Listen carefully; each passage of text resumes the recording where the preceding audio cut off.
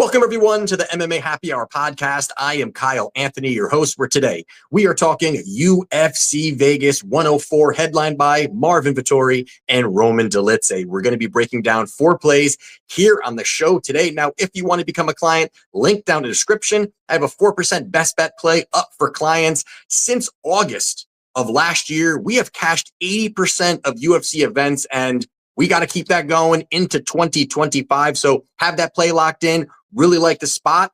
And with that being said, hit the like button. Appreciate that. And let's dive into the main event of the evening between Marvin Vettori and Roman Dolidze. Now, we've got Marvin here. He's sitting at minus 155. In the comeback, we've got Roman plus 130. Now, this is a rematch from their fight back in 2023 where Marvin did what the way that Marvin goes out there and wins is he goes out and outpaces and outgrinds his opponent over 3 rounds. He was able to outland Dolidze 106 to 71 and got the victory. Now, you look at Roman here.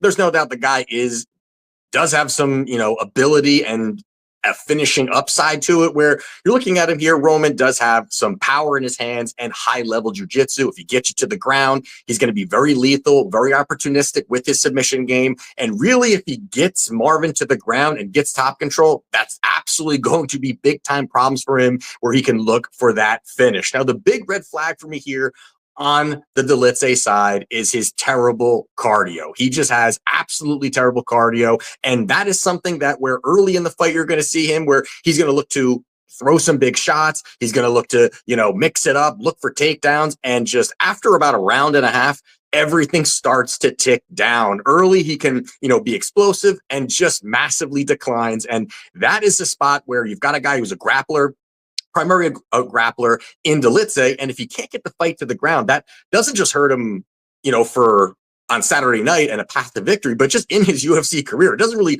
offer up much if you can't get the fight to the ground. That's where you want it to be, and then you don't have the cardio or the gas tank to really push any type of that type of pace. Now, Vettori on their side here kind of has the opposite, where he is very good at weaponizing his cardio and weaponizing that pace, pushing out a good volume, and that really does work out well for him, keeping the pressure on and really utilizing that cardio. Now, that's what he can do here is, he's very good at just forcing opponents to work, push you up against the fence, cage push you, grind on you, dirty boxing, and really just rinse and repeat in that manner. And that is a way for him to really just slow down, drain his opponent. And it's not the sexiest way to win a fight, but he is able to do that. And that's something that could work against a guy, like Dolidze, who can start to slow down. Early could be competitive, but as this fight goes on, I think Marvin is going to start to grind on him and slow him down. Plus, Dolidze, is a guy that I think is going to need big moments, is going to need to,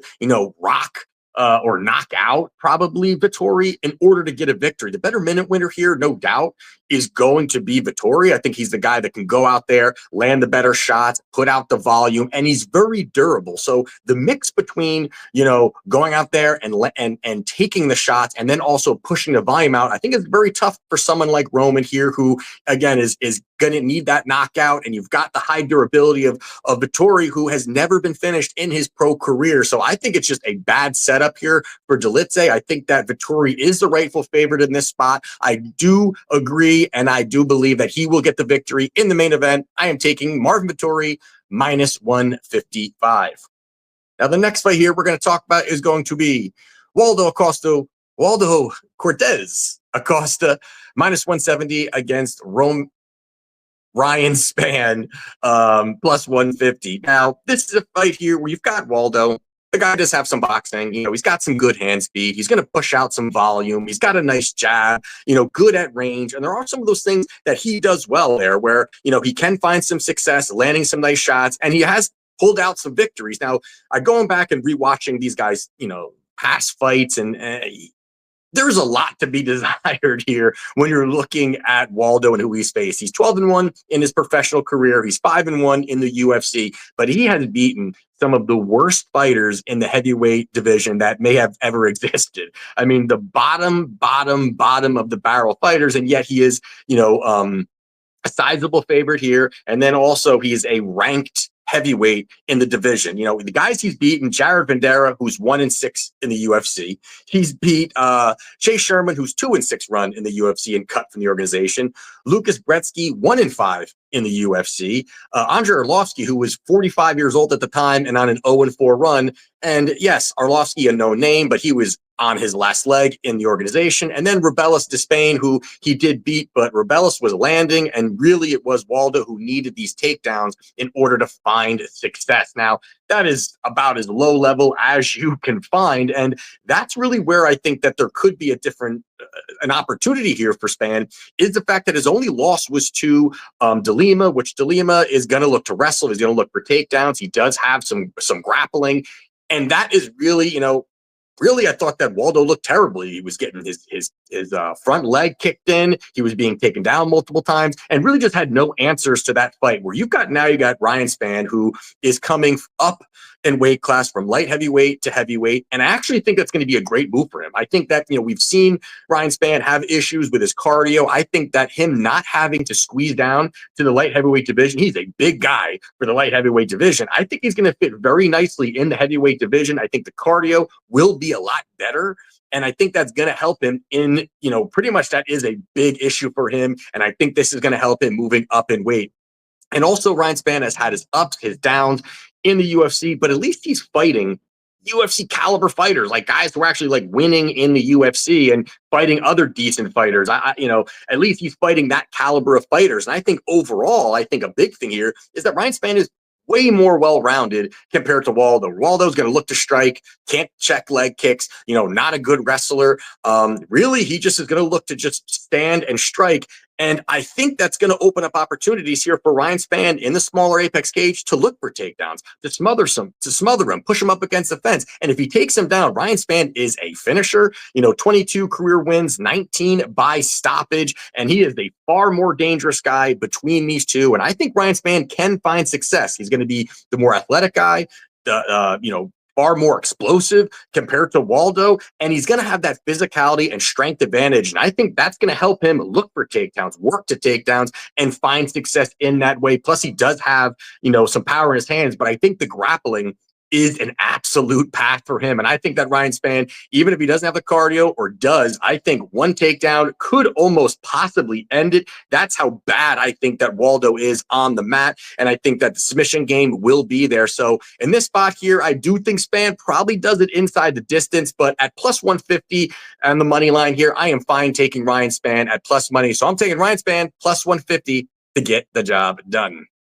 Now, the next one here we're going to be talking about is going to be Damon Blackshear minus 485. And the comeback here, we got Cody Gibson plus 370. Now, both these fighters are well-rounded. You know, they both kind of present the same type of thing offensively, where they're both, you know, well-rounded. You know, they can look for some wrestling, can utilize some grappling, do have some decent striking, will look to push a pace, will look to smother you with volume. But the one thing about it is that in every category, although they both can be similar, that, you know, Blackshear is by far better in every one of those categories. And obviously the line is indicating that as a, you know, minus 485 favorite in this spot. And, you know, the one thing here that you got to look at is that, you know, Cody Gibson, you know, if he can't get the striking going, if he can't really get that going and get that game plan going, he really looks to lean on the grappling, lean on the wrestling. And I think that's really going to be a bad spot here, and probably a path that doesn't even exist for him on Saturday against Blackshear. Blackshear has high-level jiu-jitsu. You know, once he gets to the ground, he's really got solid transitions, reversals. You know, he's very opportunistic with his submission game, will hunt for it. He's very creative on the mat. And I think a lot of those things are going to play out very well for Blackshear in this spot. And again, this is another guy that's far more, you know, when it comes to just dangerous, far more dangerous, and with a big finishing upside. Out of his 15 career wins, 12 by stoppage. And then you also got to add in the fact that Cody now is starting to get up up there in age, and his cardio is not looking good. He's a guy that does want to push a pace, but if he's going to get it pushed on him, I think he's going to slow down. I think it's just going to start to drain him a little bit, where he's going to have to really worry about the far better striking of Blackshear, the grappling of Blackshear. If Blackshear looks for takedowns, I think that will be there as well. And I think he's just going to outpace Cody throughout this fight. And also, you got to look at it is that, Blackshear doesn't have the best, when you're talking about record wise, not the best. He's 3-1 in the UFC, but he has fought some very tough guys and actually had a good account of himself in a couple of those, but he's losing to Montel Jackson, Farid Basharat, Mario Batista, which was on a week's notice, and he still showed, still had a good show. And even his draw was against Youssef Zalal, who is a friend of the show. But Youssef Zalal, who is, I think, a really solid fighter. And, it was a tough fight, but either way, it's a situation where at least he's fighting higher caliber guys. Cody Gibson, now 37 years old. I just think this is kind of the tail end of his career, even though he's got some victories recently. I think this is the end. I think that this is a spot that Damon Blackshear can really pour it on him, start to slow down Cody, find the finish. So getting off the minus 485 number here on Blackshear, which this number isn't widely available yet, but there are some books that Blackshear inside the distance is anywhere from like plus 150 to plus 170. I think that is a great price here. I think he gets the job done. I think he really puts a stamp on this fight. So I'm going Damon Blackshear inside the distance at plus 160.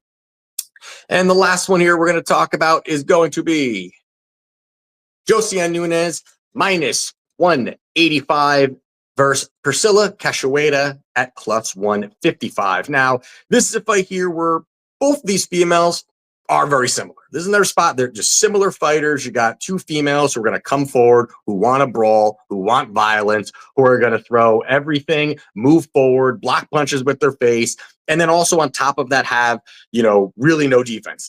So those types of fights, and I've come on here many times and talked about, whatever fight it may be where you've got a high variance fight, that's where you got to really look at the plus money side.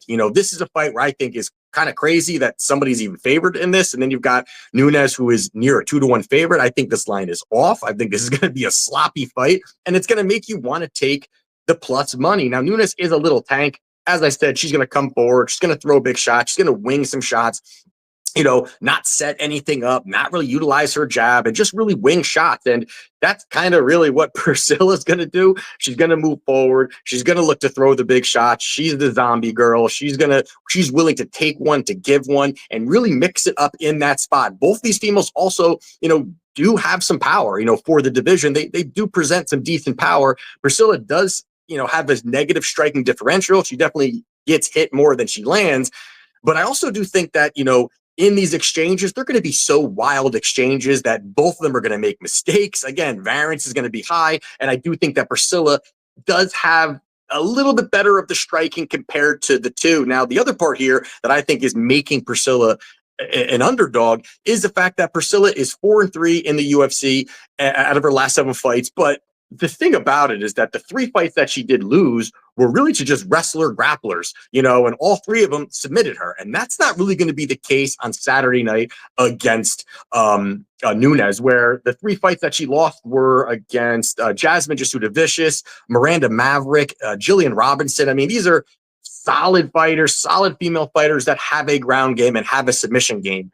Saturday night against Nunes, that is not going to be the case. Nunes has no takedowns out of her 5 UFC fights. I think that allows the zombie girl to kind of move forward and do what she likes to do. Just trade in the pocket and hope she lands the big one. And that's where I think that Nunes, who a little shorter, I think is going to struggle with certain distances. And I think that also crashing the pocket, not, keeping Nunes on the back foot completely is also going to slow down some of that power that Nunes does bring to the table. I do like even that Priscilla came off, not long ago, a first-round knockout victory over Ariane Lipsky, who I do rate as a solid fighter overall. So I think this is a spot where she could move forward. She could land the better shots. And I do like Priscilla Cachoeira to get the job done. So I'm taking Priscilla at plus 155.